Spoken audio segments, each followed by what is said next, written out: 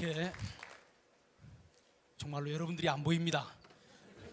저는 잘 보이는 데서만 강의를 하다가 청중이 잘 안 보이니까 좀 제가 얘기하기가 좀 힘듭니다. 저는 학교에서 강의할 때도 학생들이랑 이렇게 얼굴을 보면서 강의를 하는데, 그런데 아까 시작하기 전에 노래를 했지요. 우리 보험성을 했는데 보이지 않아도 믿음으로 우리가 살아가야 된다, 이런 얘기를 했어요.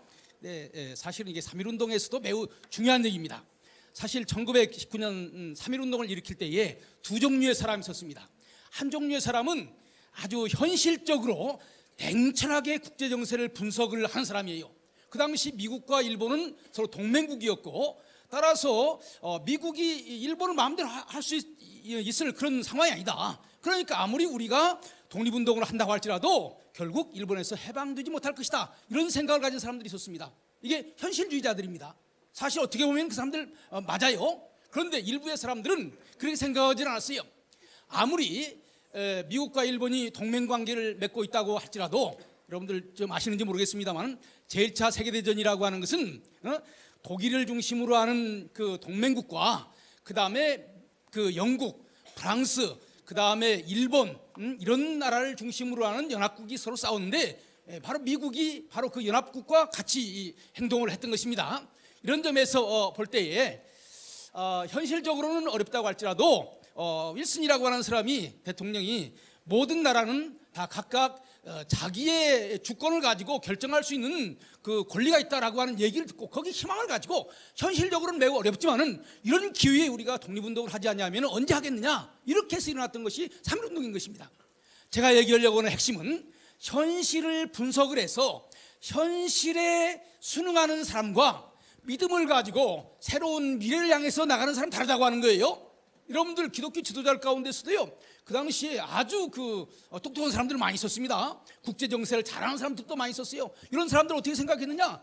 지금 현실적으로 일본과 미국이 같은 연합국으로서 전쟁을 하고 있는 이런 현실 가운데서 일본에서 독립한다고 하는 건 어렵다, 먼 훗날 하자, 이렇게 생각을 했어요. 그런데 다른 많은 사람들은, 소위 크리스찬 리더들은 그렇게 생각을 하지 않은 거예요. 비록 현실적으로는 어렵다고 할지라도 지금 미국이 민족 자결주의를 얘기하는 바로 이때에 바로 그것을 근거로 해서 불씨를 키워가지고 이 나라 독립을 한번 해보자, 희망을 가진 것입니다. 믿음으로 나온 거예요. 그러니까 현실의 근거에서 독립운동을 한 것이 아니라 믿음의 근거에서 독립운동을 했다고 하는 것입니다. 이게 매우 중요한 것입니다. 저는 오늘 여기에 오면서 그런 생각을 했어요. 베델교회 바로 이 장소가 독립운동하기에 좋은 장소다, 이런 생각을 했어요. 왜 그런 줄 압니까? 바로 산 너머 중앙청이 있습니다. 거기에 대한민국의 제일 중요한 그 기관이 거기에 있어요. 모든 그 운동이라고 하는 것은요, 중앙과 가까워야 됩니다. 그래야 역사를 바꿀 수 있잖아요. 그러나 숨을 수 있어야 돼요. 숨겨져야 됩니다. 왜냐하면 들통나면 곤란하니까. 그런데 이 바로 정릉 이 베델교회가 대한민국의 중심에 가까이 있으면서도 산 넘어 있기 때문에 잘 안 보여요. 예? 그렇기 때문에 여기에서 새로운 나라를 향한 꿈을 가질 수가 있는 것입니다. 여러분들, 오늘 이 자리가 바로 이런 새로운 역사를 일으키는 귀한 자리가 되길 바랍니다. 여러분들 오늘 빈자리도 많고 그래서 이렇게 해가지고 될까? 여러분들 1919년 3월 1일 3.1 독립운동을 할 때에 33인도 다 출석하지 않았어요. 그 중에 상당히 많은 사람들은 그 자리도 결석했다고요. 그래도 나라를 바꿨다고요. 이 숫자 가지면은요, 대한민국을 바꾸고 세계를 바꾸고도 남습니다. 여러분들, 이제 물 좀 있었으면 좋겠습니다. 여러분들, 우리 올해가 3.1운동 100주년이죠. 저기에도 3.1운동 100주년이라고 써져 있는데, 저는 이번 정부가 잘한 것이 있다고 생각합니다. 3.1운동만 기념하는 것이 아니라 임시정부도 같이 이 기념을 하는 거예요. 3.1운동과 임시정부는 뗄래야 뗄 수가 없습니다. 3.1운동이 독립운동이라면 임시정부는 새로운 나라를 만드는 건국운동입니다. 그런데 독립과 건국이 둘로 나눌 수가 있는 것이 아니에요. 같은 겁니다. 뭐더러 독립만세를 부릅니까? 새로운 나라를 만들겠다고 독립만세를 부르는 거예요. 그런데 지금까지 우리는 독립만세 부르는 거기에만 관심을 가졌지, 독립운동을 해서 어떻게 새로운 나라를 만들 것인가, 여기에는 별로 관심을 가지지 않았어요. 독립과 건국은 하나입니다. 3.1운동과 임시정부 수립은 하나입니다. 이런 점에서 3.1운동 100주년, 임시정부 100주년 이렇게 같이 기념하는 것은 매우 좋은 것이라고 생각을 해요. 그런데 저에게 이 두 가지를 다 같이 얘기할 수 있는 기회를 주셨어요. 오전에는 제가 3.1운동에 대해서 얘기할 것입니다. 하나님께서 어떻게 우리 기독교를 이용해서 3.1운동을 일으켰는가라고 하는 것을 오전에 얘기하고, 오후에는 하나님께서 어떻게 우리 기독교를 이용해서 대한민국 임시정부를 만들었는가, 이렇게 말씀을 드리려고 하는 것입니다. 여러분들 대한민국 국민이죠? 아닌 사람 있습니까? 한 사람도 없지요? 대한민국 헌법에 뭐라고 되어 있는 줄 압니까? 대한민국은 3.1운동과 임시정부의 법통을 이어서 만들어졌다, 이렇게 되어 있습니다. 그러니까 대한민국을 알려면은 3.1운동도 알아야 되고 임시정부도 알아야 되는 거예요. 그러면 오늘 대한민국을 알 수 있는 것입니다. 그런데 여러분들 오늘 이 자리에 와가지고 3.1운동에 대해서 배우고 임시정부에 대해서 배우고, 그렇게 되면은 오늘의 대한민국이 어떤 위치에 있는가를 알 수 있게 되는 것입니다. 그렇게 되면 돌아가실 때 후회할까요, 안 할까요? 후회 안 하죠. 여러분들, 대한민국 국민은요, 왜 대한민국이 만들어졌는지, 하나님께서 왜 대한민국을 이 땅에 세우셨는지 알아야 되는 것입니다. 예? 그것을 모르니까 나라가 흔들리고 왔다 갔다 하는 거예요. 예? 사실 교육이 바로 여기에서부터 출발해야 되는데 이것을 제대로 교육을 시키지를 않는 것입니다. 여기에 문제가 있어요. 먼저 제가 이 3.1운동의 역사적인 의미에 대해서, 민족사적인 의미에 대해서 말씀을 드리겠습니다. 여러분들, 우리나라에 나라가 여러 나라가 있었습니다. 우리나라에 한 나라가 아니에요. 삼국시대에는 세 나라가 있었죠. 그 다음에 고려시대에는 고려라고 하는 나라가 있었습니다. 그 다음에 조선시대에는 조선이라고 하는 나라가 있었습니다. 이런 나라들의 공통분모는 뭘까요? 왕이 다스리는 나라라고 하는 거예요. 왕이 다스리는 나라라고 하는 거예요. 이 나라에 많은 나라가 있었지만은 그 모든 나라들은 다 왕이 다스리는 나라입니다. 그래서 조선을 뭐라 부릅니까? 이씨 왕조라 부르는 거 아니에요? 이씨가 다스리는 나라다, 이렇게 얘기를 하는 거 아닙니까? 여러분들, 그런데 3.1운동으로 인해서 만들어진 나라는 무슨 나라인 줄 압니까? 대한민국이에요. 민국이라는 말은 뭡니까? 국민이 다스리는 나라라고 하는 거예요. 여러분들 잘 기억하시길 바랍니다. 이 대한민국은요, 이 땅에 세워진 수많은 나라 가운데 하나가 아닙니다. 대한민국 이전의 나라들은 다 왕이 주인인 나라였어요. 그런데 대한민국은 국민이 주인인 나라인 거예요. 이 출발점이 어디에 있느냐? 3.1운동에 있는 것입니다. 3.1운동의 제일 첫 줄에 뭐라고 되어 있습니까? 우리는 자주국임과 자주민임을 선언한다, 이렇게 되어 있어요. 자주민, 국민 한 사람 한 사람이 주인이다, 그런 나라를 만들자. 이것이 3.1운동의 근본적인 정신입니다. 3.1운동의 민족사적인 의미는 뭐냐? 왕이 지배하는 나라에서 국민 한 사람 한 사람이 주인이 되는 그런 나라를 만들자. 단지 독립운동이 아닙니다. 새로운 나라를 만들자고 하는 거예요. 새로운 나라를 만들자고 하는 거예요. 그러면은 우리 기독교사적인 의미는 어디에 있을까? 여러분들, 기독교가 어디에서 왔습니까? 해외에서 왔어요. 여러분들, 우리 한국사를 보면은요, 근대 이전까지는 다 중국 영향을 받았습니다. 중국이 어떻게 변하느냐, 거기에 따라서 우리나라가 바꿔졌다고요. 그런데 이 대륙의 문화를 우리나라에 전해주는 두 종교가 있었습니다. 그게 뭔지 아세요? 불교와 유교입니다. 그래서 불교와 유교는 긴 역사를 자랑해요. 그래서 자기들을 전통 종교라고 말합니다. 과거에는, 근대 이전에는 불교와 유교를 통해서 대륙의 문화를 가져온 것입니다. 그래서 우리나라가 그 젖줄을 빨고 살아온 거예요. 불교와 유교의 젖줄을 빨고 살아온 거예요. 그런데 근대 시대가 들어오면서부터 무슨 새로운 변화가 일어났느냐? 기독교를 통해서 서양 문화를 받아들이는 것입니다. 기독교라고 하는 젖줄을 통해서 서양 사상이 우리나라에 들어오는 거예요. 그래서 전통 종교에서는 기독교를 뭐라고 얘기하느냐? 기독교는 우리 종교가 아니다. 서양에서 왔으니까 우리 종교가 아니다. 여러분들, 그런데 3.1운동을 통해서 달라진 것이 뭔 줄 압니까? 의례 종교로 불렸던 우리 기독교가 어떤 종교보다도 더 많이 이 나라를 사랑하는 거예요. 여러분들, 누가 어떤 종교가 한국 종교입니까? 한국 사람을 위해서 가장 많이 싸운 것이 한국 종교입니다. 여러분들, 3.1운동 보면은요, 한국 기독교보다 더 이 나라를 위해서 싸운, 피 흘린 사람이 없어요. 그래서 3.1운동을 기해서 많은 사람들이, 야, 불교도 제대로 못하고 유교도 제대로 못하고 천도교는 했지만은 천도교는 한계를 가지고 있습니다. 그 사람들은 국제 정세를 모르기 때문에 국내에서는 독립만세 부르지만은 해외에 나가서 어떻게 해야 줄 줄 모르는 거예요. 바로 이런 가운데서 우리 기독교가 3.1운동 일으키고 이것을 세계에 알리고 대한민국을 만드는 데 기여하고, 야, 새로운 나라의 기초는 대한민국이 되어야 되겠구나, 기독교가 되어야 되겠구나. 그래서 기독교를 중심으로 하는 새로운 나라를 만들려고 했던 것입니다. 그래서 3.1운동을 기해서 기독교는 의례 종교에서 무슨 종교가 되느냐? 이 나라의 민족 종교가 된 것입니다. 다 같이 따라서 합시다. 기독교는 민족 종교다. 여러분들 33인 가운데 16명이 기독교인입니다. 그 사람들이 민족 대표입니까? 아닙니까? 민족 대표예요. 그러니까 기독교는 민족 종교인 것이에요. 여러분들 3.1운동을 위해서 두 가지 의미가 있는 거예요. 민족사적인 의미는 뭐냐? 이제 과거의 왕조 체제에서 이제 민주공화국이 되는 그런 새로운 세상으로 바꿔줬다. 그 다음에는 기독교적으로 어떤 의미를 가지고 있느냐? 의례 종교로 불렸던 기독교가 이 나라의 민족 종교가 됐다. 이 두 가지가 중요한 의미를 가지고 있는 것입니다. 그런데 여러분들, 우리나라가 오늘날 대한민국을 만들었는데 이 대한민국이 그냥 만들어진 것이 아닙니다. 여러분들 싸움 가운데 가장 큰 싸움이 뭔지 압니까? 나라를 위해서 나라를 세우는 싸움이에요. 이것은 매우 힘든 싸움입니다. 그래서 그때는 죽고 죽이는 일들이 많은 거예요. 누군가 나라를 세우는 것을 반대하는 세력이 있습니다. 그것이 국내적인 세력이 있을 수도 있고 국외적인 세력이 있을 수 있어요. 여기에는 세 가지, 우리나라를 세우는데 반대한 세 가지 세력이 있는 거예요. 여러분들 잘 기억하시길 바랍니다. 첫 번째는 중국을 중심으로 하는 봉건 세력이 있는 거예요. 옛날 왕조 체제를 그냥 유지해야 된다. 어떻게 국민이 나라를 다스리느냐? 임금이 나라를 다스리는 것이지. 이런 봉건적인 사상을 가진 사람들이 있는 거예요. 여러분들, 기독교가 와서 이런 중국 중심의 봉건 체제를 무너뜨렸기 때문에 오늘날 민주공화국 대한민국이 만들어진 것입니다. 그다음 두 번째는 우리나라가 독립되는 것을 반대하는 또 하나의 세력이 있죠. 그게 뭡니까? 일본인 거예요.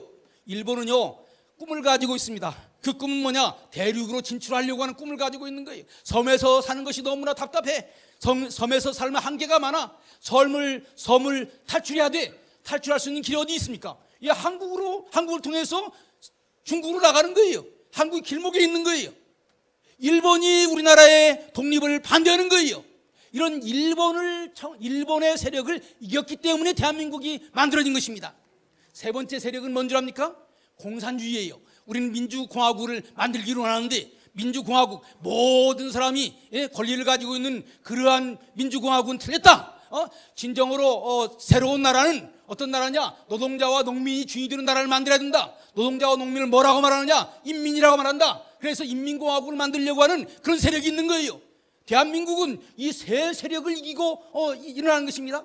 첫 번째는 중국을 중심으로 하는 봉건 세력, 두 번째는 일본을 중심으로 하는 식민지 세력, 그 다음에는 소련을 중심으로 하는 공산주의 세력. 그러니까 한반도를 가운데 놓고 중국, 그 다음에 러시아, 그 다음에 일본이 한반도를 자기들 마음대로 요리를 하려고 한 것입니다. 그런데 누가 중국과 싸웠습니까? 누가 러시아와 싸웠습니까? 누가 일본과 싸웠습니까? 거기에 핵심적인 사상을 제공한 사람이 누굽니까? 우리 기독교인 겁니다. 기독교인들이 봉건 사상 안 된다, 그 다음에 식민지 사상 안 된다, 공산주의 안 된다, 이렇게 해가지고 만든 것이 오늘의 대한민국이라고 하는 것입니다. 여러분들, 이런 점에서 우리 기독교가 얼마나 귀한 일을 했는지 우리는 분명히 알아야 되는 거예요. 여러분들, 대한민국 그냥 미군이 와가지고 만든 그런 나라가 아닙니다. 우리나라 사람들은 이미 미군이 오기 전에 1919년 3월 1일 3일절에 우리가 세우는 나라는 민주공화국이 되기로 한다, 이렇게 선언을 한 거예요. 그 꿈을 가지고 1948년 8월 15일 그 꿈이 이루어진 것입니다. 1919년 3월 1일 꿨던 꿈이 1948년 8월 15일 이루어진 거예요. 그렇기 때문에 1919년하고 1948년은 밀접한 연결선상이 있는 것입니다. 그것이 대한민국의 가장 중요한 문서인 헌법 헌장에 나오고 있어요. 헌법 전문에 나오고 있어요. 대한민국은 3.1 정신과 임시정부의 법통을 이어서 만들어진 나라다, 이렇게 되어 있습니다. 제 얘기가 틀립니까? 제 얘기가 틀리면요, 헌법이 틀린 거예요. 그러면은 제 얘기를 틀렸다고 말하는 사람은요, 이 나라의 정체성을 부정하는 사람들입니다.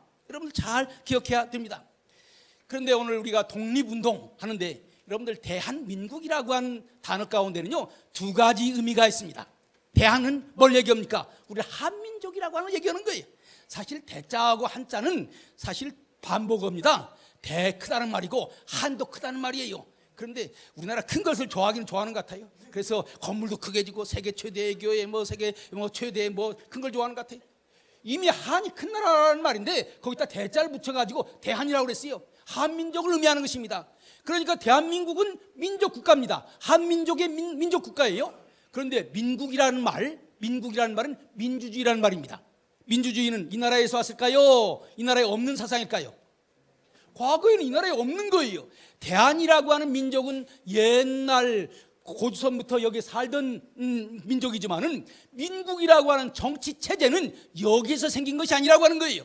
이것은 외국에서 왔다고 하는 거예요. 특별히 서양에서 왔다고 하는 거예요. 이것을 잘 알아야 됩니다. 대한민국은 두 가지 공동체입니다. 하나는 민족 공동체입니다. 한민족이 사는 민족 공동체입니다. 그 다음에 두 번째는 민주공화국을 지향하는 정치 공동체입니다. 이걸 잘 알아야 돼요. 이 정치 공동체는 그냥 온 것이 아닙니다. 서양에서 들어온 거예요. 여러분들 민국은 민자지요. 민주공화국, 민주공화국이라는 말을 줄여가지고 민국이라고 한 것입니다. 민주라는 말 우리나라에 있는 단어인 줄 압니까? 민주라는 말 우리나라에 없어요. 민본이라고 하는 단어가 있어요. 백성을 본위해서 정치를 해야 된다. 왕이 자기 이익을 위해서 정치하지 말고 백성을 중심으로 생각해놓고 정치를 해야 된다. 백성을 위해서 정치를 해야 된다. For the people. 백성을 위해서는 정치를 해야 된다. 이것은 있어요. 그러나 백성이 주인이 돼야 된다. 이런 생각은 없는 거예요. 민주의 반대는 뭔 줄 압니까? 군주야 군주. 임금님이 주인이 되는 나라야 되지. 집에는 아버지가 주인이듯이 나라에는 임금님이 주의해야 되는 거예요. 예? 이것이 자연질서라고 생각하는 거예요. 그 다음에 민주 뭡니까? 공화국이죠. 공화라는 말을 어떻게 생각하는 줄 압니까? 옛날에요 한문에도요 공화라는 말이 나오는데 공화라는 말을 쓸 때 매우 이것은 불경스러운 나쁜 단어다 이렇게 생각을 하고 공화라는 말을 쓴 것입니다. 나라에는 임금님이 있어가지고 임금님이 나라를 다스려야 되는 것이지 공공이 나라를 다스린다? 임금님이 없는 나라, 무질서한 나라, 망할 나라. 공화라는 말은 부정적으로 썼던 거예요. 공화라는 말.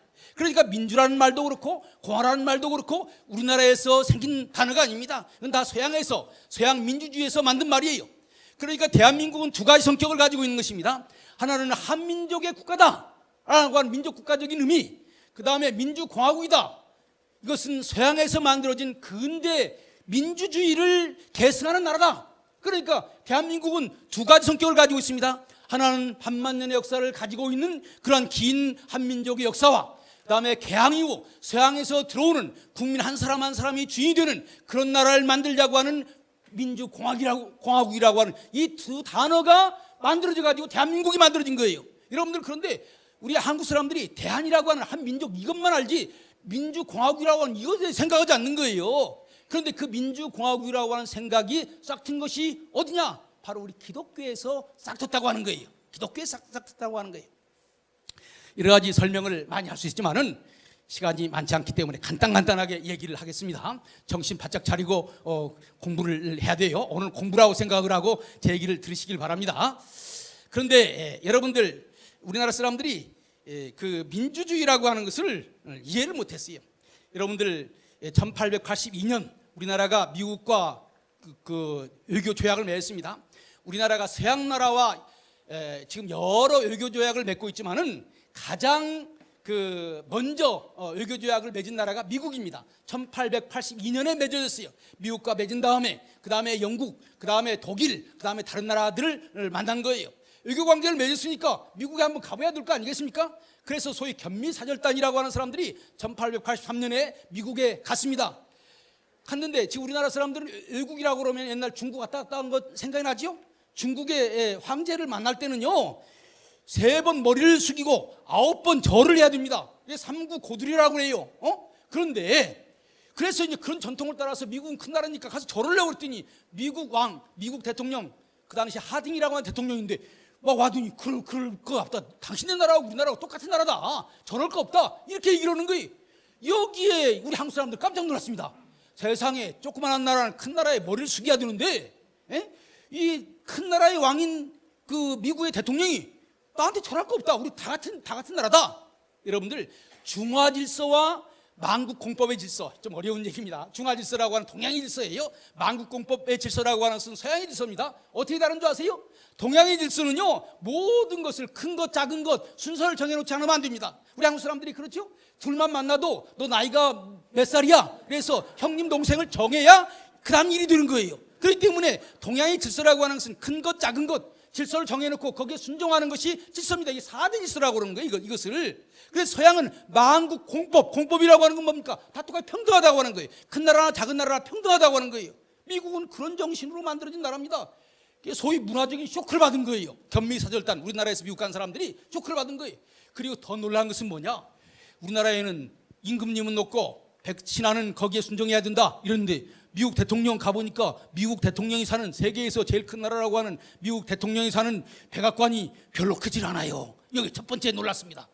그 다음에 대통령이 끝나면은 대통령이 보통 사람으로 돌아가서 보통 사람처럼 살아가야 된대요. 이것도 놀란 거예요. 세상에 별별 나라가 다 있다. 이런 나라를 어떻게 이해를 해야 좋을지 잘 이해를 못한 것입니다. 그런데 구체적으로 우리나라가 이제 민주주의를 배운 것은 1886년, 7년 독립협회가 만들어지면서 민주주의를 배운 것입니다. 독립협회를 이끌어갔던 사람이 누굽니까? 여러분들 옛날 교과서에 나오죠? 누굽니까? 윤치호, 서재필, 그 다음에 이상재, 이 세 사람 다 기독교인이고 다 미국 갔다 온 사람들입니다.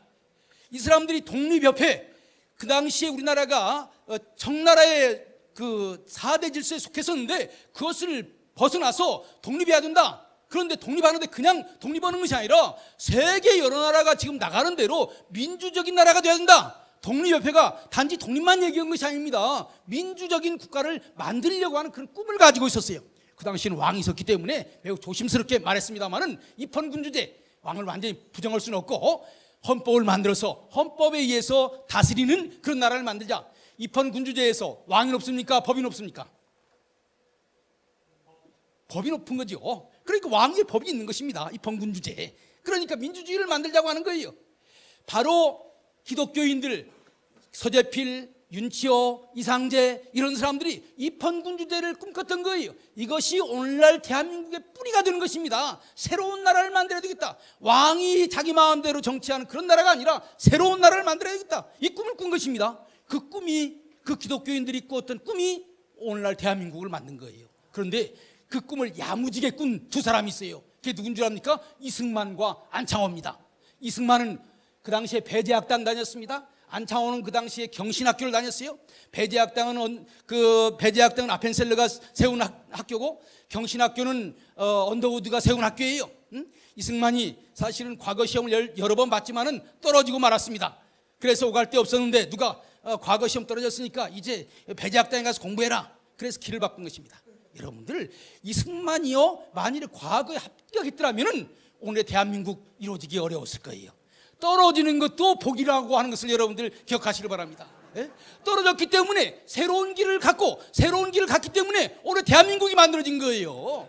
여러분들, 떨어지는 것이 얼마나 큰 복인지 몰라요. 예? 그래서 이승만이 배제학당에 갔는데 그의 어머니는 독실한 불교 신자입니다. 너는 여러분들 아시는지 모르겠어요. 이승만이요 그 조선의 왕족입니다. 양명대군의 종손이에요. 그렇기 때문에 너는 왕손인데 배제학당은 기독교 학교라고 그러는데 가서 기독교는 배우지 말고 영어 배워라. 그 당시도 영어 배워야 출세한다고 하는 것을 알고 있었어요. 영어는 배우지만 기독교는 배우지 말아라. 이렇게 했습니다. 그래서 사실 어머니의 말씀대로 이승만이 그 영어는 배웠지만 기독교는 받아들이지 않았어요. 그런데 아까 얘기한 것처럼 독립협회에 가담해서 독립만세를 부르고 이렇게 되니까 왕이 볼 때 야 이거 반역장이냐. 그래서 한성 감옥에 7년 동안이라고 하는 세월을 감옥 생활을 했습니다. 그때에 자기가 공부하던 배제학당의 선생님 아펜셀러가 하던 말이 생각이 나는 거예요. 너 어려울 때는 하나님 앞에 기도해. 예?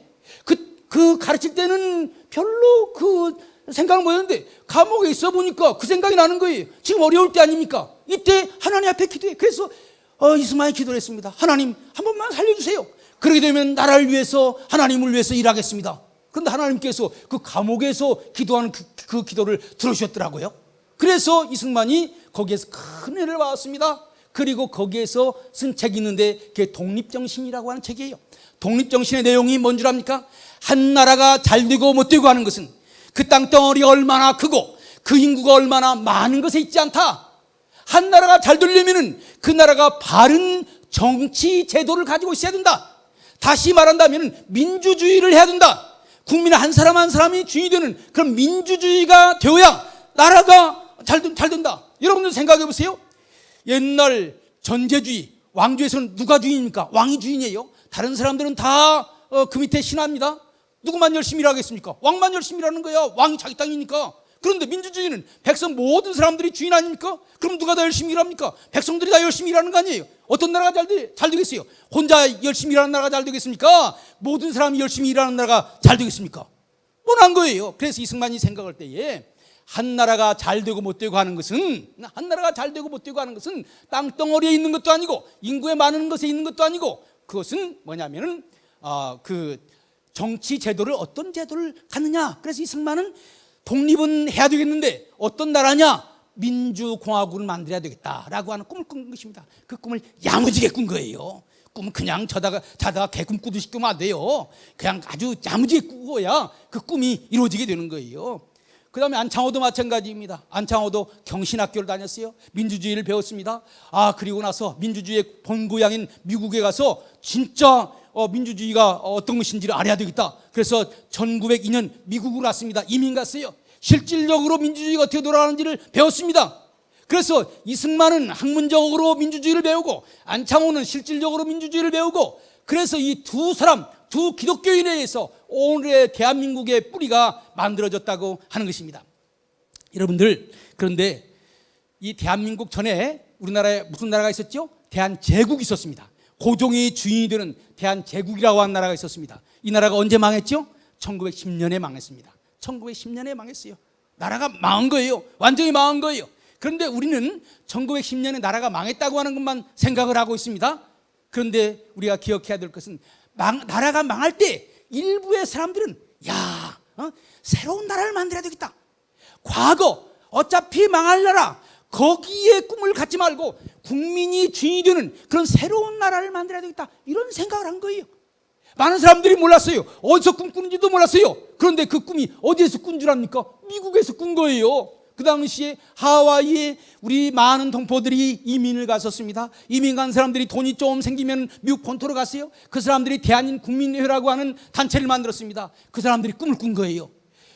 대한제국은 망해져 가는데 이 망해져 가는 이 나라의 꿈을 기대로 하지 말고 새로운 나라를 만들어야 되겠다. 그 새로운 나라는 민주주의 국가, 국민 한 사람 한 사람이 주인이 되는 민주주의 국가가 되어야 되겠다. 그래서 이 그 제국이 망해져가는 그때에 무슨 단체가 만들어진 줄 압니까? 신민회라고 하는 단체가 만든 거예요. 신민회의 반대는 뭐예요? 구민이에요. 성북구 구민이 아니라 옛 구자 구입니다. 옛날 백성, 대한제국의 백성이 아니라 대한민국의 백성이 되는 새로운 백성이 되자. 옛날 백성은 어떤 백성입니까? 임금 시키는 대로 하는 종으로서의 백성이에요. 그런데 새로운 나라의 백성은 어떤 백성이냐? 한 사람 한 사람이 주인이 되는 백성입니다. 안창호는 주인 되는 연습을 해야 된다. 앞으로 언젠가는 우리나라가 독립이 될 텐데 그 독립이 된 나라의 주인이 되려면 주인 연습을 해야 된다. 주인 연습을 해야 새로운 나라가 된다. 이렇게 얘기했던 거예요. 그 꿈을 국내에서 꾼 것이 아닙니다. 미국에서 꾼 거예요. 1909년 1910년에 나라가 망했죠. 1910년 10월에 8월에 나라가 망했습니다. 8월 말에 고종이 일본에게 자기의 주권을 넘겨주겠다, 이렇게 해가지고 말하자면은 그 대한제국이 망한 거예요. 그런데 이때에 9월 달에 8월 달에 망했는데 9월 달에 미국에서 뭐라고 말한 줄 압니까? 대한국민회가 우리 민주주의 국가 만들자. 제국은 망했으니까 민주공화국 만들자. 삼권 분립이 있는 새로운 나라를 만들자. 임금이 권력을 갖고 좌지우지하는 그런 나라가 아니라 권력이 분립이 돼서 독재하지 않는 그런 나라 만들자, 이렇게 한 거예요. 참 대단하다고 생각합니다. 나라가 망했다고 울고만 있었던 것이 아니에요. 그 사람들은 새로운 나라를 만들자고 했던 그 꿈이 있었던 것입니다. 그 꿈이 야무진 꿈입니다. 그 꿈 때문에 오늘 대한민국이 만들어진 거예요. 여러분들, 그런데 이상하지 않아요? 우리나라 사람들이 경험해 본 것은 민주주의 공화국을 경험을 해봤을까요? 안 해봤을까요? 안 해봤지. 예? 고려시대도 민주주의 몰랐고 조선시대도 민주주의 몰랐고 대한제국 때도 민주주의를 몰랐습니다. 그러면 대부분의 사람들은 어떻게 생각했을까요? 독립이라고 하는 것을 얘기했을 때 일본이 우리나라를 침략했으니까 하나로 만들었으니까 여기서 독립해야 되겠다. 독립에 대한 생각은 다 똑같아요. 누구나 다 독립을 해야 되겠다고 하는 생각은 똑같아요. 그런데 어떤 독립을 할 것인가? 대부분의 사람들은 어떻게 생각했을까요? 다시 고종 황제를 모셔다가 고종 황제가 주인이 되는 그런 나라를 만들자 이렇게 생각했던 거예요. 대부분의 사람들은. 자연스럽지 않습니까? 왜냐하면 임금이 주인이 되는 그런 나라밖에 보지를 못했는데 독립을 한다면 바로 임금을 중심으로 해서 독립을 해야 될 거 아니겠어요? 국내에 있는 많은 사람들이 그렇게 생각을 했습니다. 그 사람들이 어디로 간 줄 아세요? 러시아로 갔습니다. 여러분들, 우리나라가 1910년에 망했는데 망하기 전에 누구하고 싸웠습니까? 1904년 5년에 일본하고 러시아하고 싸웠어요. 너일 전쟁을 했다고요. 그러니까 일본을 제일 싫어하는 나라가 어떤 나라입니까? 러시아 아니겠어요? 그러니까 고종이 생각했어요. 일본을 제일 미워하는 나라는 러시아니까 러시아에 사람을 보내가지고 러시아와 손을 잡고 그 다음에 이제 일본과 싸워서 독립을 하자. 그래서 많은 독립운동하는 사람들이 러시아로 갔습니다. 그 대표적인 인물이 이상설인 거예요. 이상설이라고 하는 사람이 러시아에 가서 독립운동을 하려고 했어요.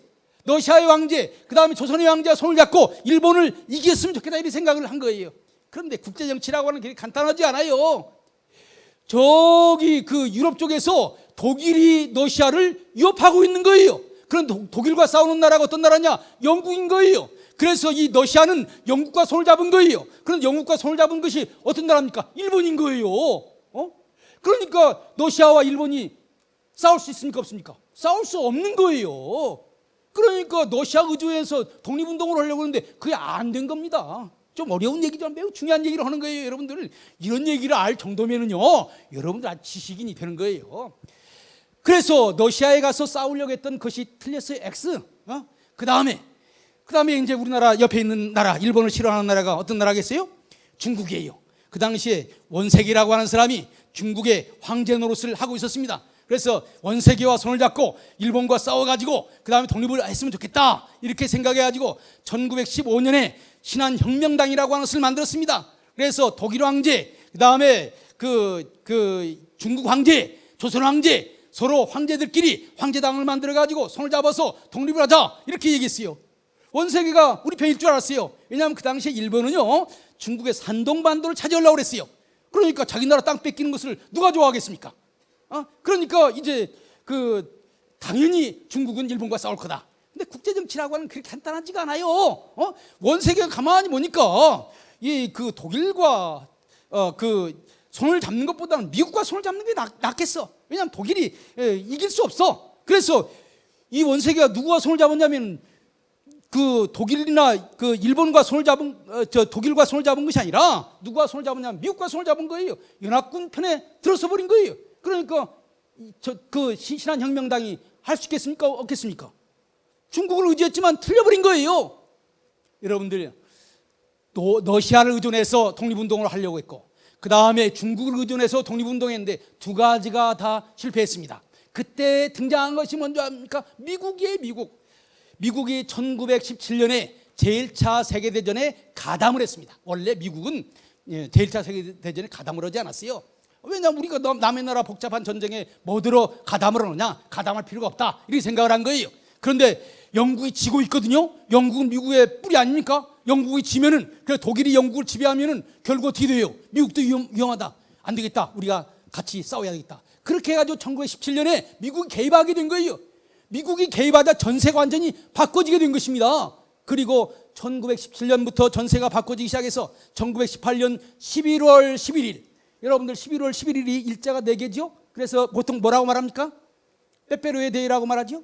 여기 젊은 사람들 없는 것 같아요. 그런데 1918년 11월 11일은 독일이 항복한 날입니다. 제1차 세계대전이 끝난 거예요. 그러니까 지금 이제 세계의 주인이 누가 되겠습니까? 미국이 세계의 주인인 거예요. 왜냐하면 미국이 그 망해져가는 영국을 도와가지고 그 다음에 독일을 이겼어요. 그러니까 세계의 주도권이 누구한테로 오게 되었느냐? 미국으로 오게 된 거예요. 그런데 윌슨은 어떻게 생각했느냐? 미국이 전쟁에 참여하는 근본적인 이유는 다시는 전쟁이 없는 세상을 만들었으면 좋겠다. 여러분들 이 우드로 윌슨이 어떤 사람인지를 알아야 됩니다. 이 우드로 윌슨은 교회 장로님입니다. 또 목사님의 아들이에요. 기독교 학교인 프린스턴 대학교의 총장입니다. 기독교적인 정신으로 가득한 사람이에요. 세계를 평화롭게 만들어야 된다고 생각하는 사람이에요. 이 사람이 미국이 전쟁에 참여하는 이유는 전쟁을 끝내기 위해서 전쟁을 한다. 그래서 전쟁이 이겼잖아요. 그럼 전쟁이 왜 일어나느냐? 강대국이 약소국을 억압하기 때문에 약소국들 마음속에 불만이 생기게 되고, 그래서 전쟁을 하는 거다. 그러니까 약소국이라고 해서 강대국이 마음대로 하지 말고 약소국들에게 자결권을 줘서 자기 나라를 만들 수 있도록 해줘야 된다, 이거예요. 이것이 민족 자결주의라고 하는 것입니다. 다 같이 따라서 합시다. 민족 자결주의. 민족 자결주의. 이런 원칙에 의해서 세계를 재편성하려고 한 거예요. 너무나 아름다운 이상이지요. 그래서 우드로 윌슨을 국제정치학자들은 이상주의자다, 이렇게 말하는 것입니다. 그 이야기가 현실적으로는 매우 어렵습니다. 미국과 같이 전쟁을 한 영국, 프랑스, 이태리, 일본 다 식민지를 가지고 있는 나라예요. 미국이 그 나라 보고 너 식민지 내놔라, 그러면 그 나라가 내놓겠습니까? 잘 안 내놔. 그런데 윌슨 마음속에는 그래도 한번 시도를 해봐야 된다, 이런 생각을 한 거예요. 그래서 지금 안 되면은 앞으로 국제연맹이라고 하는 기구를 만들어서 거기에서 하면 되지 않느냐, 이런 생각을 한 거예요. 그런데 윌슨이 약소국에게 자결권이 있다라고 하는 것을 얘기할 때 귀가 그냥 번쩍 뜨이는 사람들이 있었습니다. 그게 누굴까요? 세계의 약소국가들. 우리나라만 아닙니다. 이집트가 약소국가고요, 그 다음에 폴란드가 약소국가고요, 체코가 약소국가고요, 중동에 있는 아랍 국가들이 약소국가고요, 인도가 약소국가고요, 중국이 지금 일본에 의해서 침략을 당하기 때문에 중국이 약소국가고요, 우리 조선이 약소국가인 거예요. 이래서 1918년 19년에 우리나라뿐만 아니라 전 세계적으로 윌슨의 그 말에 희망을 가지고 다 독립운동을 많이 했어요. 그래서 하버드 대학교의 마넬라라고 하는 교수는 이것을 뭐라고 얘기냐면 윌슨이한 모멘트라고 말합니다. 윌슨의 순간이라고 하는 거예요. 1918년 19년은 정말로 세계가 윌슨의 민족 자결주의의 정신에 의해서 말하자면 독립운동을 하는 큰 회오리바람에 휩싸였다고 하는 것입니다. 여러분들, 여기에서 우리나라 사람들이 어떻게 반응했을까요? 이제부터가 3.1운동에 대한 얘기입니다. 3.1운동에 대한 얘기예요. 여러분들, 이 미국이 이렇게 우드로 윌슨이 민족 자결주의를 얘기했을 때 여기에 대해서 제일 먼저 반응했던 사람들은 국내에 있는 사람들일까요? 외국에 있는 한국 사람들일까요? 외국에 있는 한국 사람들이죠. 그 당시 한국 사람들이 어디에 많이 살았느냐? 제일 첫 번에 미국, 그 다음에 일본, 그 다음에 중국, 그 다음에 러시아, 이 네 나라가 있었어요. 네 나라에 우리나라 사람들이 많이 살고 있었습니다. 이 네 나라에 살고 있는 교포들 가운데 제일 먼저 이런 소식을 아는 나라가 어느 나라일까요? 한국이요? 아니, 미국 대통령이 얘기하니까 미국 사람, 미국에 있는 우리 교포들이 제일 먼저 알지. 미국에 있는 교포들이 제일 먼저 윌슨의 민족 자결주의를 알았던 거예요. 미국에 있는 교포들. 그 다음에 여기에 대해서 관심이 많이 있었던 사람이 누군지 압니까? 중국 가운데 상해에 있었던 사람들. 상해가 그 당시에 국제적인 도시입니다. 상해에 있던 사람들이 그 다음에 알았어요. 그 다음에 알았던 사람들이 누구냐? 일본 동경에 있는 사람들. 그 당시 일본 동경은요, 세계적인 도시였습니다. 그래서 미국과 일본이 지금 같은 연합국이라고요. 그러니까 미국 소식이 온다고요. 윌슨이 어떤 얘기를 하고 있는지 알고 있는 사람들이 바로 일본에 있는 유학생들이에요. 저기 러시아, 그 다음에 만주, 이 사람들은 아직 소식이 느려. 그냥 세계가 어떻게 돌아가는지 잘 몰라. 그런데 미국에 있는 교포들, 그 다음에 중국 상해에 있는 교포들, 그 다음에 일본에 있는 유학생들 알고 있었어요. 이 세 군데에서 독립운동이 먼저 시작이 됐다고 하는 것입니다. 이게 매우 중요해요, 이게.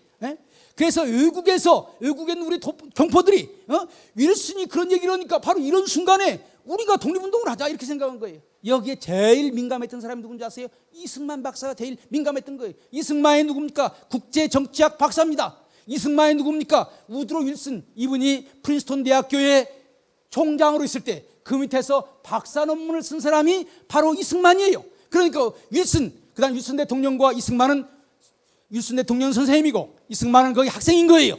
그러니까 이승만 박사는 세계가 어떻게 돌아가는지를 제일 잘 알고 있었다고 하는 거예요.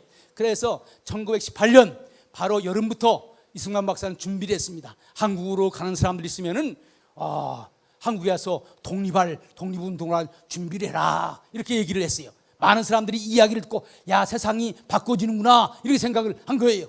그런데 거기에 아주 중요한 도움을 준 사람들이 있습니다.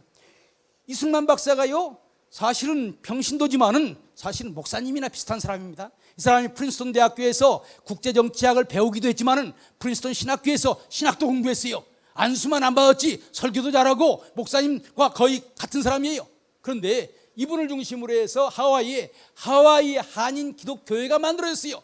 하와이 한인 기독교 신자들이 뭐라고 얘기했느냐? 선생님은 지금 여기 하와이에서 이러고 있을 때가 아닙니다. 세상이 바꿔지니까 지금 미국이 지금 전쟁에서 이기고 있으니까 빨리 미국 본토에 가서 이 나라의 독립을 위해서 일해 주십시오 라고 헌금을 해가지고 이승만 박사한테 줬다고 하는 거예요. 그러니까 3.1운동의 뿌리는 이승만 박사와 하와이 한인 기독교회가 제일 먼저 시작을 한 것입니다. 제일 먼저 시작을 한 거예요. 제일 먼저 시작을 했기 때문에 초대 임시정부 대통령이 이승만이 될 수 있는 거예요. 누가 지도자가 되느냐?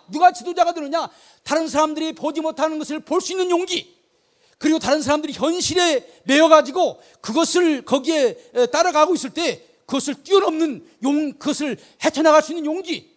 여러분들, 우리 개신교가 누구로부터 시작했습니까? 마르틴 루터로부터 시작하지 않았어요?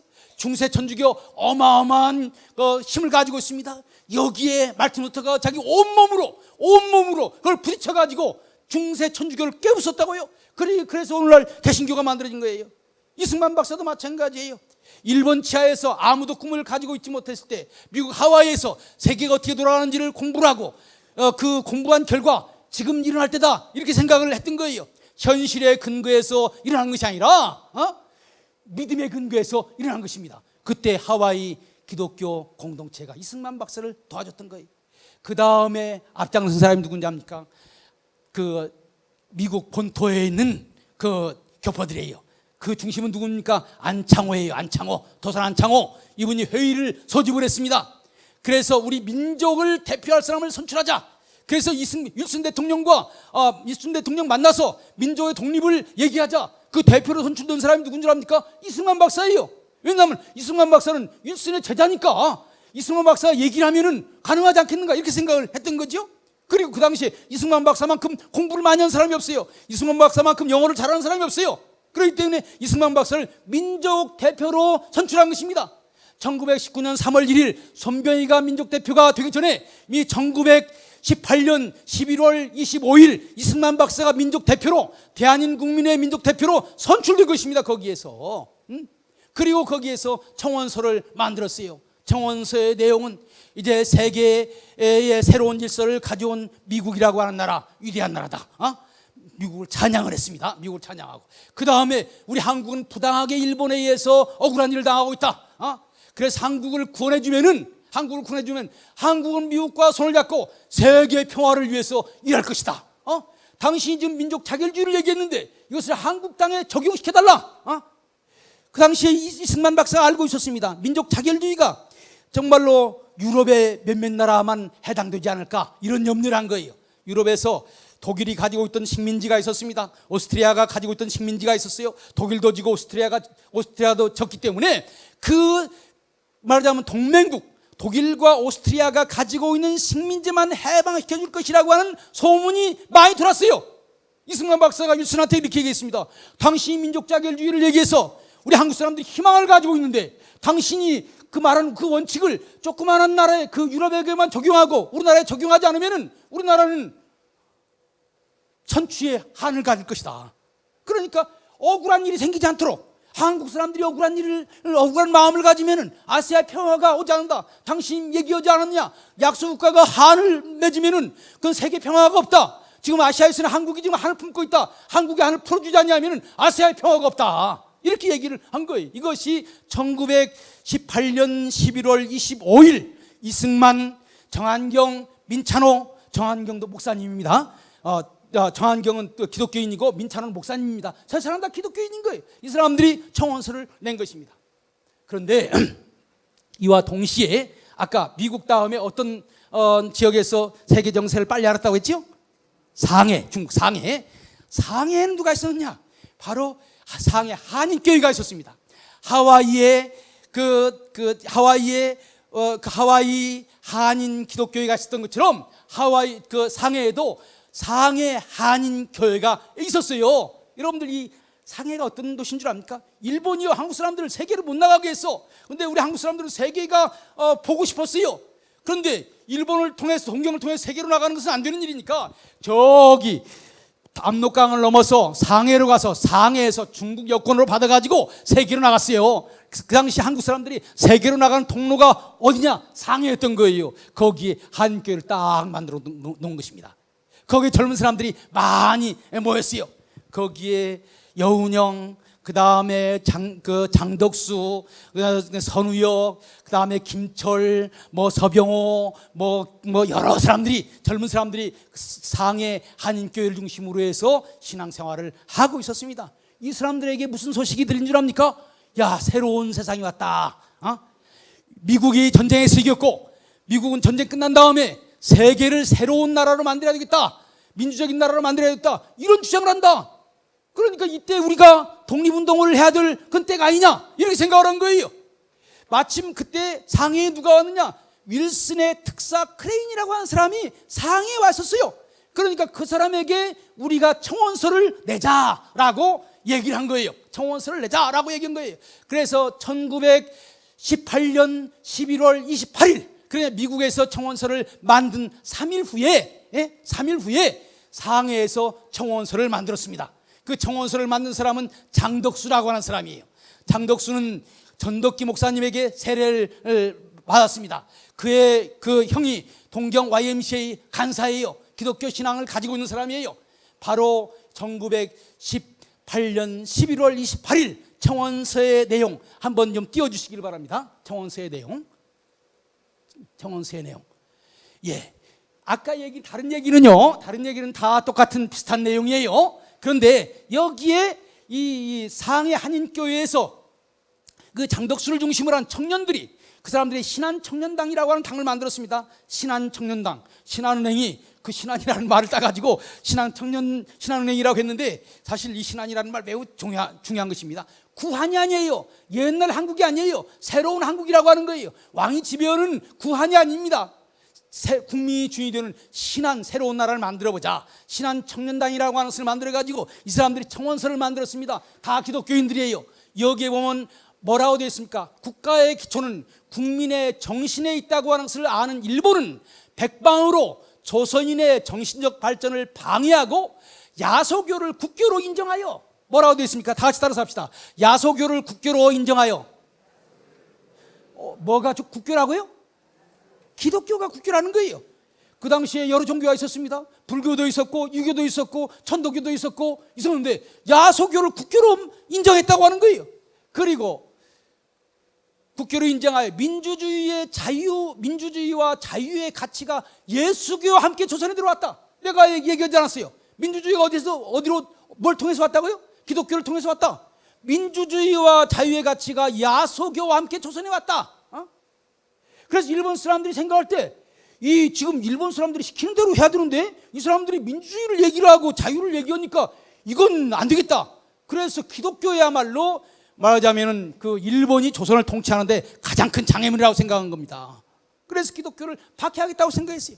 그래서 말하자면은 그 청원서의 첫 번째 내용이 뭐냐면은 일본이 한국을 무자비하게 박해하는데 여기에는 세 가지 박해가 있다. 정신적인 박해가 있고 그다음에 정치적인 박해가 있고 경제적인 박해가 있고 이 세 가지 박해가 있는데 그 중에 제일 중요한 것은 정신적인 박해고 정신적인 박해의 핵심은 기독교를 박멸하려고 하는 것이다. 왜 기독교를 박멸하려고 하느냐? 저 사람들은 기독교인들은 민주주의를 사랑해서 일제 치하에 순종하지 않는다. 그래서 기독교 지도자들을 다 없애버려야 되겠다. 이런 생각을 했다고 하는 거예요. 여러분들 이런 내용을 아는 사람 거의 없습니다. 최근에 어떤 학자가 이것을 소개했는데 이 내용만 빼놓고 소개를 했더라고요. 다른 건 다 얘기했는데 예수교가 그 당시 1918년 한국의 그 국교에 관했고 민주주의가 기독교를 통해서 왔고 그렇기 때문에 일본이 기독교를 싫어해서 기독교를 박해했다. 200명이라고 하는 기독교 지도자들을 다 박해했다라고 하는 내용이 여기 쭉 나오고 있습니다. 그래서 그 다음에 뭐라고 되어 있습니까? 불교를 믿는 일본인들을 그래서 예수교가 조선에 있어서 정신적 발전의 최대 기관이다. 기독교가 조선의 정신적 발전의 최대 기관이라고 하는 거예요. 그래서 불교를 믿는 일본인을 위하여 박해했다. 일본은 불교를 높이기로 한다는 거예요. 그 사람들을 위해서 기독교를 박해했다는 거예요. 그래서 일례를 들면 1911년 가장 신실하고 유력한 예수교 신자 200여 명을 일본 총독을 암살하려고 했다고 칭하여 모든 악행을 과해서 다수의 죽은 사람을 내고 거의 전부가 폐인이 되었다. 기독교가 일본이 조선을 통치하는데 가장 큰 장애가 되기 때문에 그것을 없애려고 했다. 그 다음에 뭐라고 말하고 있습니까? 그러나 그것이 안 됐다고 하는 거죠. 또한 교회마다 2, 3인의 탐정을 파유하여 목사의 강연에 대해서 어목한 취재를 하고 불교, 유교급 신교를 극력 장려하였으니 기독교를 박해하기 위해서 불교, 유교, 신교를 장려했다고 하는 거예요. 그런데 그것이 별로 호응을 받지 못했다고 하는 거예요. 시대착오로 인하여 그 책을 준행하지 못한 까닭에 다수의 일본인 목사를 고용하여 일본인 목사, 일본 기독교를 고용해서 한국 기독교를 일본 기독교로 만들려고 했다.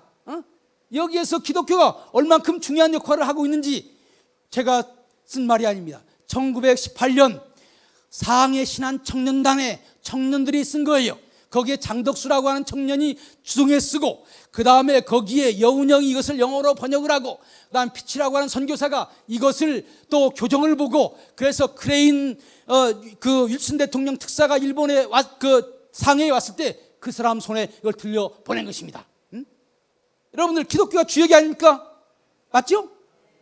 우리 이거 다 같이 박수해야 되는 거예요. 네. 박수해야 됩니다. 아마 이것을 공개적으로 얘기한 것은 오늘이 처음인지 몰라요. 아무도 대한민국 사람들이 이 자료를 제대로 본 사람이 없습니다. 이 자료를 제대로 본 사람이 없어요. 그래서 이 상해에서 이런 독립운동이 일어난 거예요. 그리고요, 더 놀라운 것은 이렇게 선언 산업 발표하고 끝난 것이 아닙니다.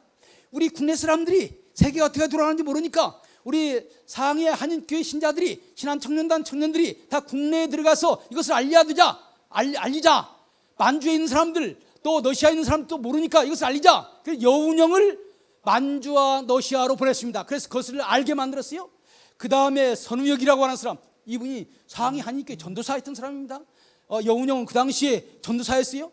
또 선우혁도 전도사 노릇을 했던 거예요. 이 사람이 또 우리나라에 와가지고 평안도 지방의 기독교를 돌아다니면서 지도자들을 만나면서 우리가 이런 일을 하고 있으니까 정신을 깨서 독립운동 해야 된다, 이렇게 얘기를 한 거예요. 또 장덕수라고 하는 사람을 일본에 와가지고 일본의 청년들도 다시 한번 일으키도록 한 거예요. 그러니까 독립선언 청원서만 낸 것이 아니라 실질적으로 각지의 사람을 보내가지고 이런 것들을 할 수 있도록 한 겁니다. 그 다음에 세 번째는 어디 사람들이 이 세계가 어떻게 돌아가는지를 알고 있었다고 했죠? 일본 동경.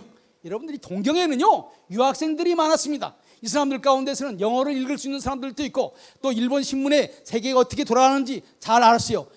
이 사람들은요 물론 세계가 어떻게 돌아가는지 알았습니다. 그런데 그냥 우리나라는 일본에게 힘으로 지금 눌려 있으니까 우리가 할 수 있는 일이 별로 없다, 이렇게 생각을 하고 체념을 하고 있었습니다. 그런데 거기에 전영택이라고 하는 기독교인이 있었습니다. 일본의 그 와세다 대학을 다니고 있었는데 어느 날 선교사 집에 놀러 갔습니다. 선교사 집에 놀러 가서 우연히 신문을 보는데 거기에 영어 신문에 이렇게 되어 있는 거예요.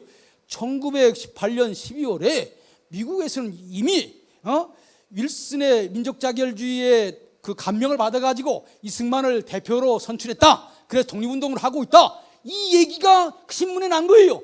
영어로 재팬 애드버타이즈라고 하는 신문에 난 거예요. 이것을 보고 깜짝 놀랐습니다. 야, 지금 우리가 이럴 때가 아니다.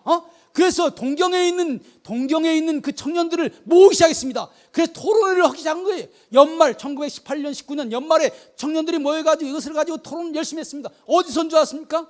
동경 YMCA 기독교 청년회 회관에 있었습니다. 여러분들 잘 기억하세요. 미국에는 하와이 한인 기독교가 있었고, 그 다음에 중국에는 상해 한인 기독교가 있었고, 일본에는 동경 YMCA 기독교 청년회관이 있었습니다. 기독교가 바로 이 독립운동을 할 수 있는 그 장소를 다 제공해 준 거예요.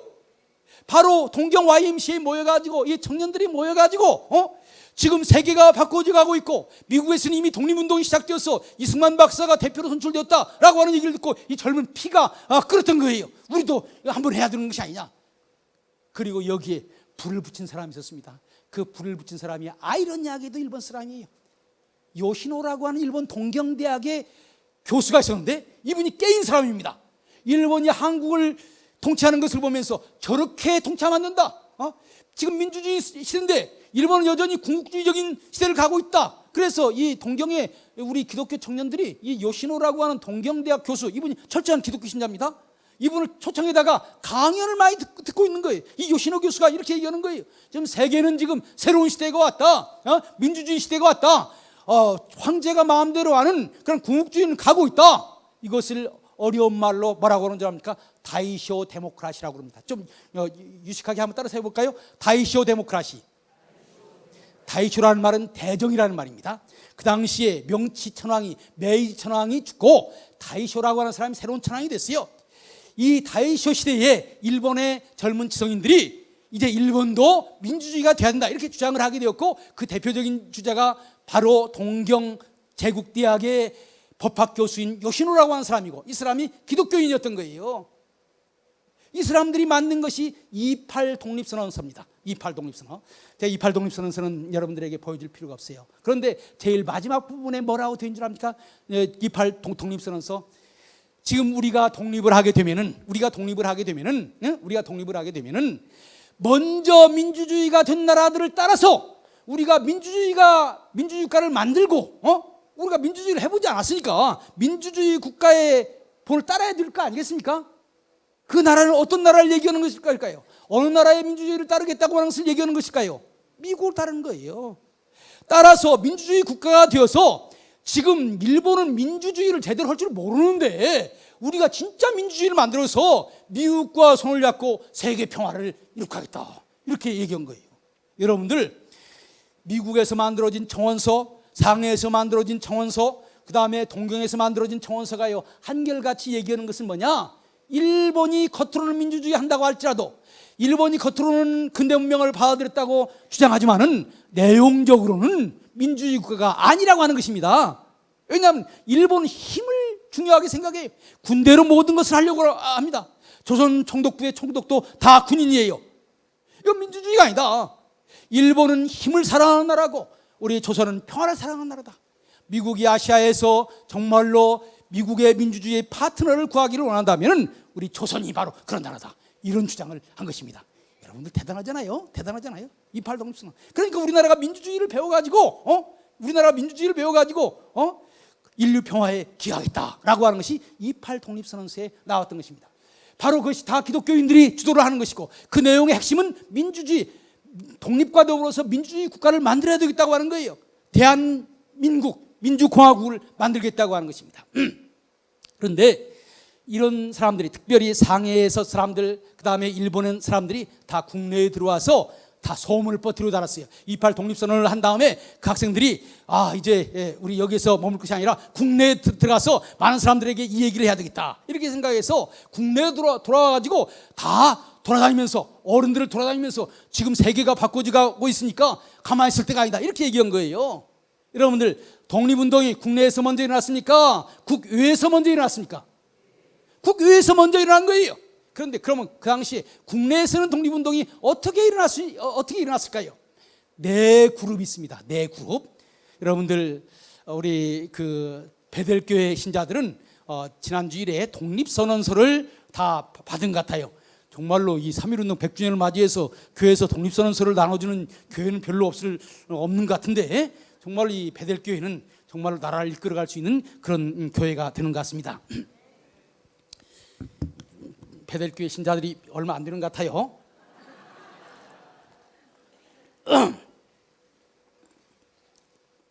제가 원래도 목소리가 크지만 독립운동을 얘기하려니까 흥분하지 않을 수가 없어요. 예? 독립운동을 얘기하는데 그냥 잠자듯이 그렇게 조용하게 얘기할 수는 없잖아요. 피를 끓듯이, 피를 토하듯이 토해서 독립운동이 일어난 거 아닙니까? 얼마나 수많은 사람들이 죽었습니까? 아까 저는 앞에 정말로 어린아이가 나와서 그 독립운동을 기념하는 그런 무용을 했는데 정말로 제 눈에 눈물이 나오려고 그러더라고요. 예? 정말로 좋은 거였어요. 이런 것을 할 수 있는 교회가 많지 않다고 생각합니다. 여러분들, 정말로 이 청와대 산 너머 이 베델교회에서 여기에서 새로운 역사가 일어나서 청와대가 정말로 중앙청이 자유민주주의적인 기초에 분명하게 서고, 그래서 대한민국이 새로워지는 그런 나라가 오기를 여러분들 다 같이 기도합시다. 예. 아직 끝날라 멀었어요. 국내에 그 어떤 세력이 있었는가라고 하는 것을 알기 위해서는요, 독립선언서 보면 됩니다. 독립선언서 제일 마지막에 33인의 명단이 나오고 있습니다. 33인의 명단이 나오고 있어요. 제일 첫 번에 누가 나오는 줄 아세요? 손병희. 두 번째 누가 나오는 줄 압니까? 길선주. 세 번째 이필주. 그다음에 네 번째 백용성. 이 네 사람이 대표자로 나온 것입니다. 그 다음에는 쭉 이제 순서대로 쓴 거예요. 그런데 네 사람 가운데 두 사람이 목사님입니다. 길선주, 이필주. 길선주는 장로교 목사님, 이필주는 감리교 목사님. 그러니까 3.1운동이 크게 보면 몇 세력으로 이루어진 줄 압니까? 네 세력으로 이루어진 거예요. 전도교 세력, 장로교 세력, 감리교 세력, 그 다음에 불교 세력. 이 네 세력으로 이루어진 것입니다. 그러니까 기독교 세력이 두 개나 되잖아요. 이거 매우 흥미있습니다.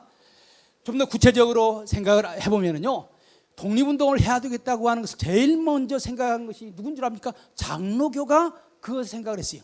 장로교가 1918년 9월 평안북도 선천에서 장로교 총회가 열렸습니다. 이때 중국 상해에서 상해 한인교회 신자와 목사님이 평양의 그 선천에 있는 그 장로교 총회를 방문했습니다.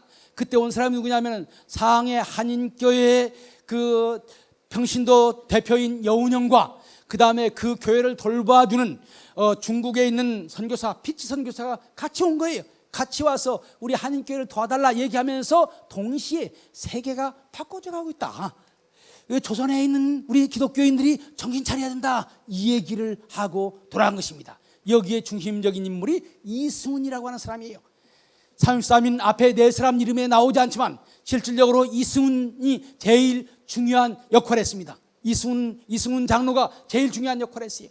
바로 이승훈 장로가 이제 나와서 이제 그 평양에 가가지고 길선주 목사를 만난 거예요. 평양 기홀병원이라고 병원에서 아픈 척하고 병원에 누워가지고 이제 길선주 목사가 병문안하러 왔는데 그때 얘기를 한 거예요. 우리 독립운동을 하자. 장로교회가 그래서 독립운동을 하자고 결의했습니다. 평안남북도를 중심으로 해서 결의했어요. 그 다음에 감리교 세력은 누구를 중심으로 해서 진행된 줄 압니까? 박희도라고 하는 YMCA 간사, 그 사람이 감리교 전도사였어요. 감리교 교역자인 거죠. 박희도가 중심으로 해서 YMCA를 중심으로 해서 이 독립운동을 하려고 한 거예요. YMCA는 국제적인 단체입니다. 그렇기 때문에 세계가 어떻게 돌아가는지 잘 알고 있어요. 그래서 여기에 또 정춘수라고 하는 목사, 오하영이라고 하는 목사, 또 그 다음에 이필주가 누군 줄 압니까? 정동 제일감리교회 담임 목사였어요. 이필주라고 하는 목사님, 이런 분들이 다 거기에 같이 참여를 하게 된 거예요. 그러니까 감리교 플러스 학생 같이 참여한 거예요. 이 세력이 뭐냐면은 이필주가 그 대표로 나와 있는 감리교와 학생 그룹입니다. 이 그룹은 어디를 기반으로 해서 하는 줄 아세요? 서울을 중심으로 해서 하는 것입니다. 여기에 천도교가 이제 제일 마지막으로 등장하기 시작하는 거예요. 일본에서 송계백이라고 하는 그 학생이 왔어요. 그 당시에 독립운동을 하려면 뭐가 필요하겠습니까? 독립운동을 하려면 뭐가 필요하겠습니까? 너무 어렵게 생각하지 말고 쉽게 생각하세요. 돈이 필요해요. 돈이. 그런데 그 당시에 돈을 제일 많이 가지고 있는 사람이 누군지 아세요? 손병희가 제일 많이 가지고 있는 거예요. 천도교가 돈을 많이 가지고 있는 거예요. 기독교는 다 본부가 없기 때문에 개교회가 돈을 가지고 있는지 모르지만은 모아진 돈이 없어요. 그래서 손병희는 전도교회 금고에는 돈이 어마어마하게 많이 있는 거예요. 그래서 일본에 있는 송계백이라고 하는 청년이 손병희 찾아가서 독립운동을 해야 되고, 그러니까 당신이 돈 내야 되고 전도교가 일어나야 됩니다. 이렇게 얘기하니까 손병희가 최린이라고 하는 사람을 불렀습니다. 최린이 전도교회 그 손병희의 오른팔인데 최린이 매우 중요한 역할을 했습니다. 최린에게 얘기를 했어요. 최린이 이제 조사를 해봤습니다. 조사를 했더니 이미 장로교와 감리교가 독립운동을 하려고 한다고 하는 거예요. 그래서 이제 최린이 다시 손병희한테 얘기를 한 거예요. 지금 천도교가 이 나라에서 시작된 종교인데 많은 사람들이 천도교를 이 나라의 민족 종교라고 생각하지 않고 있습니다. 그런데 장로교와 감리교가 독립운동을 하게 되면은, 그리고 천도교가 안 하게 되면은 천도교는 민족 종교에서 제외가 됩니다. 그러니까 우리도 해야 됩니다. 이렇게 얘기하니까 그 손병희가 들어보니까 맞거든요. 정신 바짝 차리고 그럼 우리가 하자. 근데 천도교가 손병희라고 하는 천도교에 막강한 힘을 가지고 온 대표가 있습니다. 그 다음에 천도교가 막강한 자금이 있습니다. 그 다음에 천도교가 독립선언서를 인쇄할 수 있는 인쇄소도 있는 거예요. 그러니까 여러 가지 그 많은 그 조직과 자원과 시설을 가지고 있는 거예요. 그래서 손병희가 최윤희한테 당신이 책임지고 이 일을 감당해라 이렇게 요청을 했던 것입니다. 이때가 언제냐? 1919년 1월 말이에요. 이때부터 천도교가 등장하기 시작한 것입니다. 그러니까 천도교가 3.1운동에 등장하기 시작한 것은 제일 마지막에 등장한 것입니다. 그런데 천도교가 인물과 그 다음에 돈과 그 다음에 시설을 가지고 있었기 때문에 중심적인 위치를 가질 수밖에 없는 것입니다. 그러면 이렇게 기독교에서 일어나고 있는 독립운동과 천도교가 어떻게 연결할 수 있었는가? 최린이 가만히 생각을 해보니까 자기들 힘만 가지고 그 독립운동을 할 수가 없어. 그래서 이제 최린이 그 최남선과 상의를 했습니다. 이 최남선, 독립선언서를 쓴 최남선이 최린한테 얘기했습니다. 기독교를 끌어들이지 아니하면은 이 일을 성사할 수 없습니다. 그러면 기독교에서 이 일을 주도하는 사람이 누구냐? 이승훈 장로입니다. 이승훈을 만납시다. 그래서 최남선과 이승훈이 만나고 최린이 만나고, 그런데 기독교 일부에서는 반대했어요. 왜냐하면 천도교와 기독교는 교리가 다르다.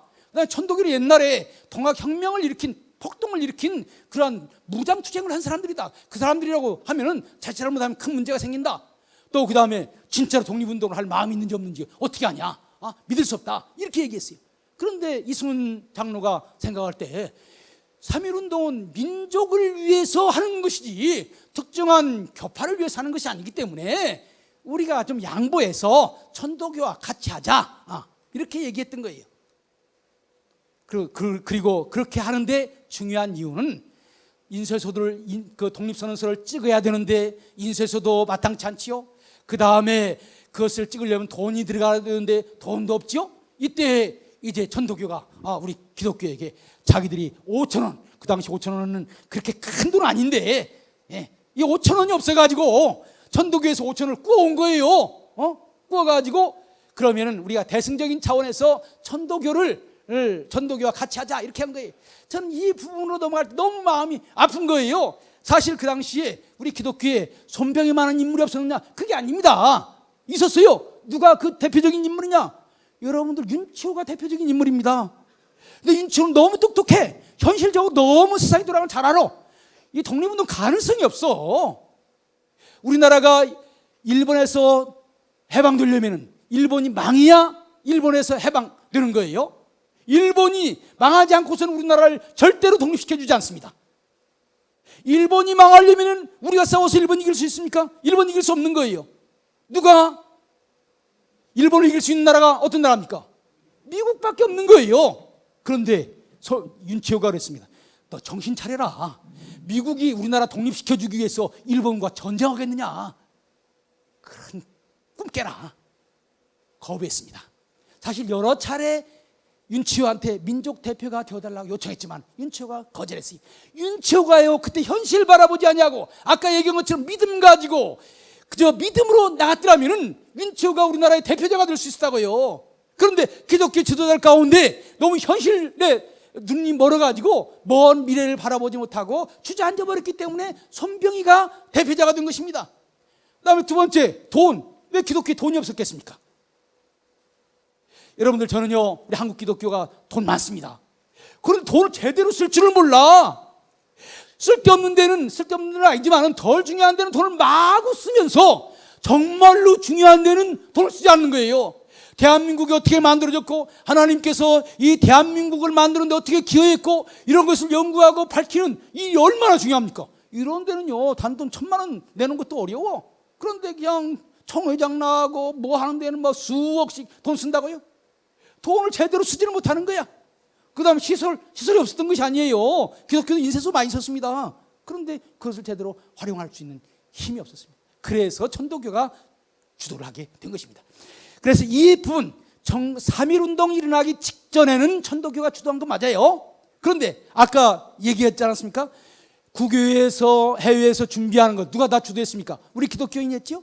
국내에서도 대처번에 누가 다 주도했습니까? 우리 기독교인들이 했죠. 그런데 결정적인 순간 3월 1일을 앞두고 천도교한테 주도권을 넘기고 말았습니다. 저는 큰 틀에서 보면 이것도 잘한 것이라고 생각을 해요. 왜냐하면 그때에 이게 우리가 기독교가 주도해야지 왜 천도교가 주도하느냐, 자기들도 하지 못하면서 못 먹는 감 뭐 찔러나 본다고 해가지고 거기에서 천도교가 따로 독립운동을 하고 감리교가 따로 독립운동하고 장로교가 따로 독립운동을 했더라면 죽도 밥도 아니고 다 틀렸어요.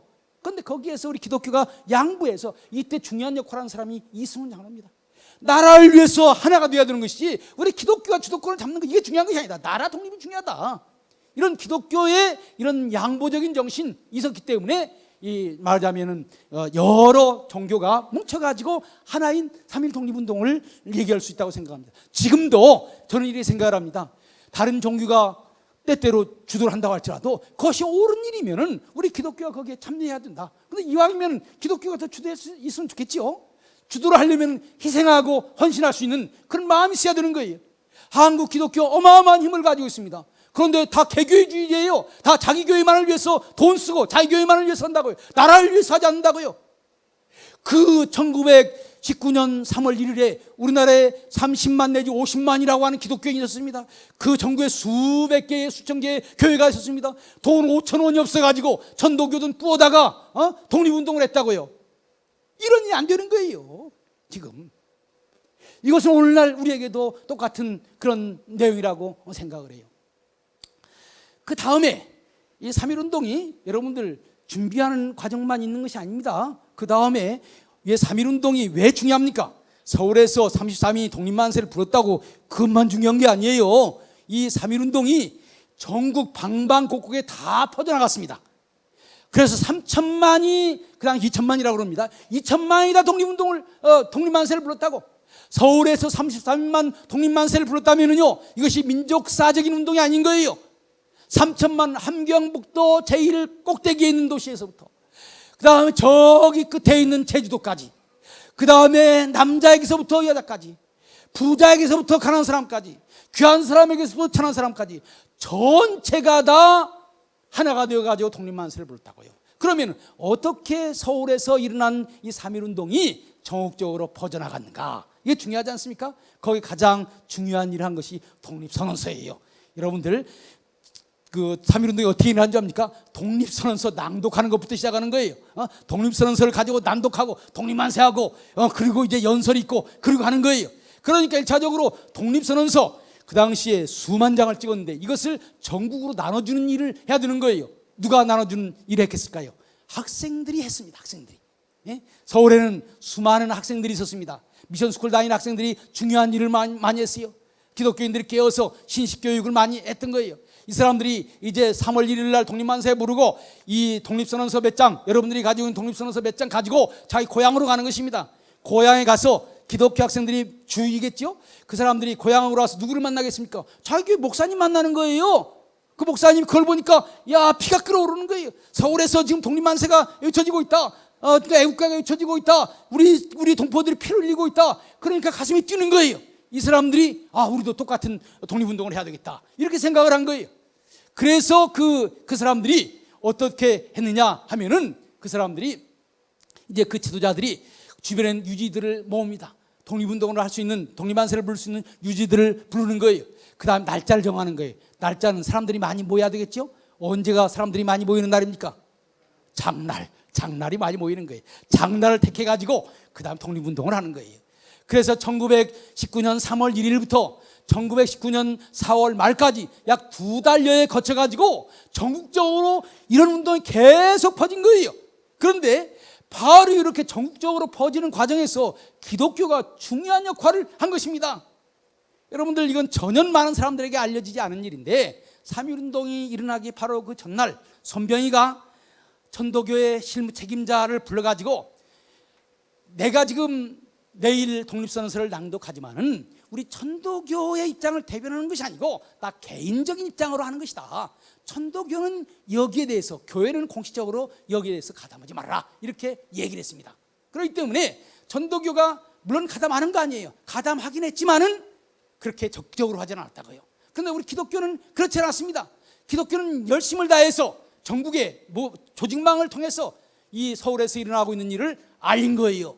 그래서 평안남북도 이승훈 장로가 중심으로 해서 3.1운동을 일으켰습니다.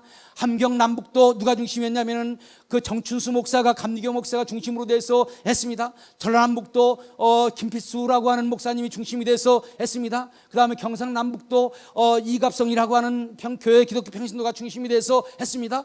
그래서 전국적으로 기독교인들이 중심이 돼가지고 널리 퍼진 거예요. 그리고 그 주역이 우리 기독교 학생, 기독교 목사님들이 거기에서 주역을 했던 것입니다. 그러니까 독립선언서 1919년 3월 1일 독립선언서 서울에서 부른, 그때는 천도교가 약간 주도했다고 말할 수 있지만 전국적으로 확산되는 데는 누가 주도했습니까? 우리 기독교인들이 한 거예요. 준비도 기독교인이 했고 탁 일으키는 바로 그날은 천도교가 주도했다고 말할 수 있어요. 그 다음에 전국적으로 확산시키는데도 기독교가 주도를 한 것입니다. 그러면 어떻게 해서 우리 기독교인들이 이렇게 중심적인 역할을 할 수 있었을까? 이것만 얘기하고 제 얘기를 끝내려고 그럽니다.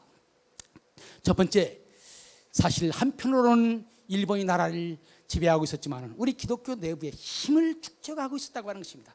1919년 3월 1일 갑자기 3.1운동이라는 것이 아닙니다. 힘이 있었기 때문에 하는 거예요. 그 힘의 뿌리는 뭐냐? 1907년 대북운동인 거예요. 1907년 나라가 망해져 가는데 하나님께서 한국 사람들 마음속에 새로운 인간, 새로운 나라에 대한 꿈을 심어준 거예요. 1907년 대붕이란 바로 그의 가을에 뭐가 만들어진 줄 압니까? 대한예수교 장로회 동로회가 만들어졌습니다. 1907년에 노회가 만들어졌다고. 한국 사람들이 운영하는, 선교사가 주관하는 기독교가 아니라 이제 한국 사람들이 주도하는 교회가 제일 첫 번에 만들어진 것이 1907년 동로회라고요. 그러니까 내적으로는 신앙의 열기가 일어났습니다. 외적으로는 뭐가 일어났습니까? 외적으로는 조직이 만들어졌어요. 그 다음에 1909년에 뭐가 일어났습니까? 100만 구령운동. 이 나라 신자가 100만 명만 되면은 하나님께서 이 나라를 일본에게 넘겨주지 아니하고 이 나라를 독립시켜 줄 것이다, 이렇게 생각을 한 거예요. 100만 구령이니 단지 기독교인 100만 명 만들자, 이거 아닙니다. 기독교인이 100만 명만 되면은 하나님께서 이 나라를 망하게 하지 않을 것이다, 이런 생각으로 100만 구령 운동을 하게 된 거예요. 1910년 무슨 일이 벌어진 줄 압니까? 나라가 망해져가는 그 순간에 1910년 7월 이승만 박사가 미국에서 공부를 해서 프린스턴 대학에서 박사를 받았습니다. 여러분들, 세상이 어렵다고 포기해서는 안 되는 거예요. 그때 열심히 준비하는 사람이 있어야 되는 거예요. 이승만 박사가 정말로 준비하고 공부해야 새로운 나라를 이끌어갈 수 있다. 1910년 7월 이승만 박사가 철학 박사를 하기를 받은 거예요. 프린스턴 대학교에서 받은 거예요. 그 다음에 1910년 9월, 10월, 11월 무슨 일이 벌어졌는지 제가 아까 얘기했죠. 대한제국이 아니라 민국을 만들어야 되겠다고 하는 꿈이 우리나라에 퍼져 있었습니다. 1911년 무슨 일이 벌어진 줄 압니까? 신구약 성경이 완간됐습니다. 그전에는 성경이 완간되지 않았어요. 여러분들, 저는 이것이 하나님의 놀라운 섭리가 있다고 생각해요. 나라는 망해져 가서 정신까지 일본이 지배하려고 하는데 하나님께서는 정신 차리라고 뭘 줬느냐? 성경을 준 거예요. 신구약 이 성경 읽고 정신 차려서 새로운 나라를 만들어라. 1912년 무슨 일이 벌어진 줄 압니까? 대한예수교 장로회가 총회가 만들어졌습니다. 모든 것이 일본 사람들이 지배하는 세상인데 대한예수교 장로회는 한국 사람들이 총회장이 되고 한국 사람들이 주도하는 그러한 소위 민족교회가 된 거예요. 여러분들, 다른 모든 지역은 일본이 지배하는데 기독교는 한국 사람들이 지배하는 그런 정신을 가지고 있었던 것입니다. 이러니까 기독교가 그 힘을 가지고, 민족 종교적인 힘을 가지고 독립운동을 할 수가 있었던 것입니다. 그러면 무엇이, 어떤 정신이 이런 3.1운동을 가져왔을까요? 몇 가지 얘기를 하겠습니다. 첫 번째, 민주주의. 아까 얘기했죠? 기독교는 처음부터 민주주의를 얘기했습니다. 아까 신한 청년당 선언서에도 나오는 것처럼 민주주의가 기독교를 통해서 왔다. 두 번째, 민족주의입니다.